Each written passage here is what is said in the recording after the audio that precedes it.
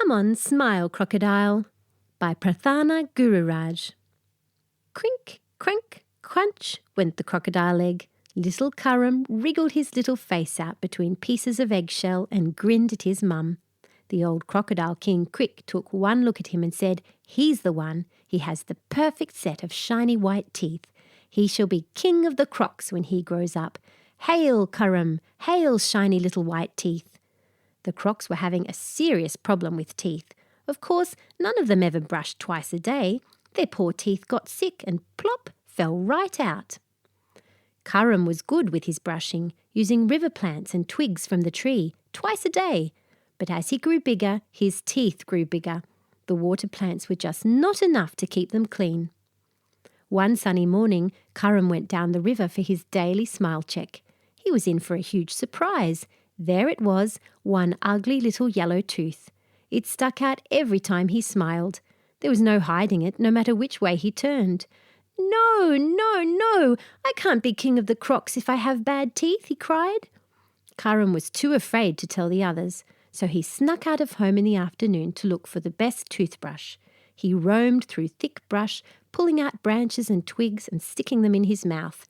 "Ouch, too big," he spit one out. "No, too small," he spit another one out. Poor Currum, nothing was working. His eyes began to swell with little tears and he couldn't stop the loud wailing that came next.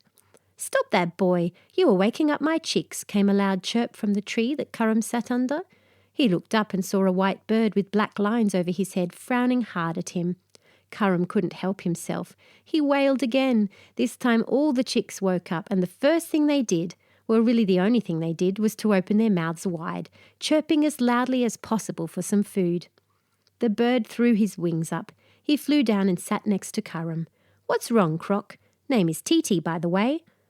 "I'm Currum and I can't be king anymore. I have a yellow painful tooth." Currum filled Titi in on the story behind his being chosen as king because of his shiny white teeth. Titi's eyes went wide and he knew that he had the best idea that anyone could think of. "Hey, kids, come down here. Lunch is ready."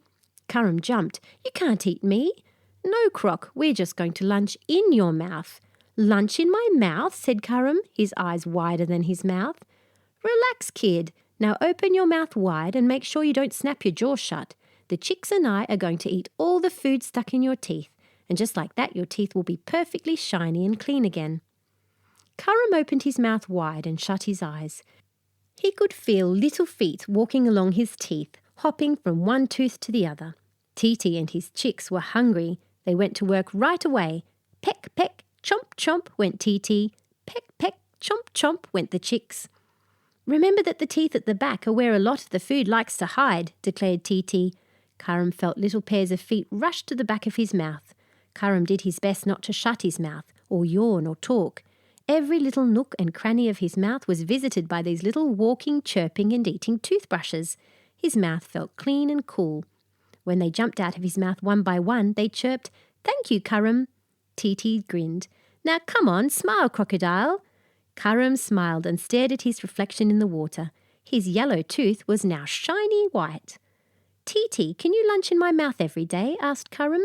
"Sure, Croc, why not? You do have the nicest teeth of all the crocodiles now." So it was that Currum did become king, thanks to his shiny white teeth. Soon after, he passed his very first law.